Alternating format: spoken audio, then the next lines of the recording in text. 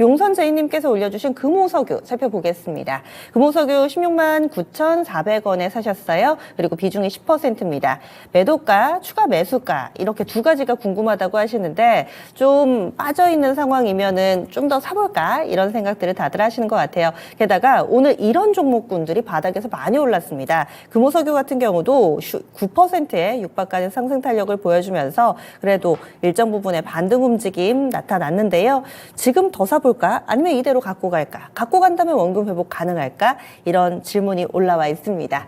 오늘의 급등 움직임은 어떻게 해석하시는지 그리고 앞으로의 대응 전략 알려주세요. 예, 뭐 서도 얘기했다시피 이제 중국발 경기 부양책 효과라고 봐야 될 것 같습니다. 지난주인가요? 중국 쪽에서 약 2조 위안인가요? 우리나라 돈으로 따지면 약 370조 원 정도 대규모 이거는 이제 주식 쪽이고요. 주식 쪽에 아마 투자한다고 그랬고. 증시 안정기금. 그렇죠. 네. 증시 안정기금 쪽에 투자한다고 그랬고. 그래서 이제 주식시장이 올라왔고, 그 다음에 지급 준비를 0.5% 정도, 50bp 정도를 인하를 했지 않습니까? 50bp 인하 부분 자체가 이제 중국이 본격적으로 경기 부양책을 사용하지 않느냐.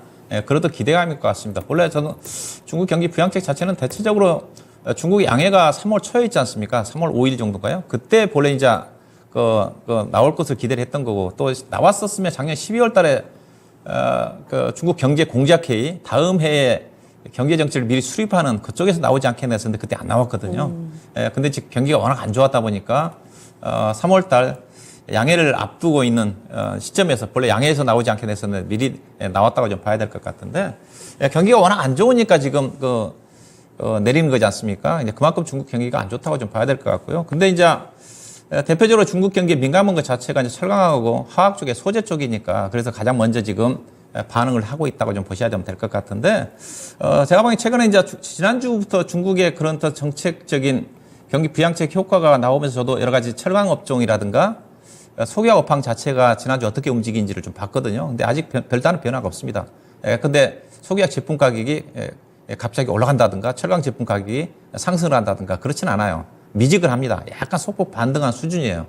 그래서 쉽게 업황 자체가 좋아지지 않는다는 쪽입니다. 특히 저는 석유화학 업황 자체는 웬만큼 중국 경기가 좋아지지 않는 공급 과잉이 엄청 심합니다. 철강 업종보다 훨씬 더 심한 게 석유화학 업종이거든요. 그래서 저는 중국 경기 부양책 강도 자체가 앞으로 어떻게 좀 더 강하게 전개될지는 모르겠지만, 상해 종합주가지수 못 올라가지 않습니까? 제2주900에서.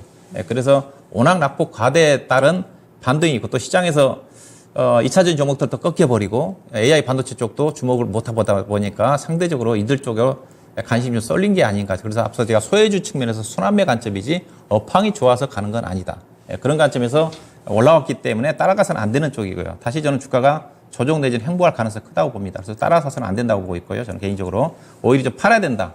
추가적으로 대한유화라든가 예컨대 롯데케미칼라든가 관련 또 종목들 뚜렷하게 좋아지진 않습니다. 제가 업황을 체크한 바로 의하면. 그래서 추가하면서는 자제하시고 10% 정도 좀 되는 거니까 대신 이제 주가가 떨어지면 바닥이 나왔을 가능성이 크니까 11만 원 정도, 11만 2, 3천 정도 내려온다 한다면 추가 매수를 좀 권해드리고 싶어요. 지금은 주가가 저점에서 거의 지금 10% 넘게 올라왔거든요. 그러면 지금은 오히려 파는 매매를 고민을 하셔야 됩니다.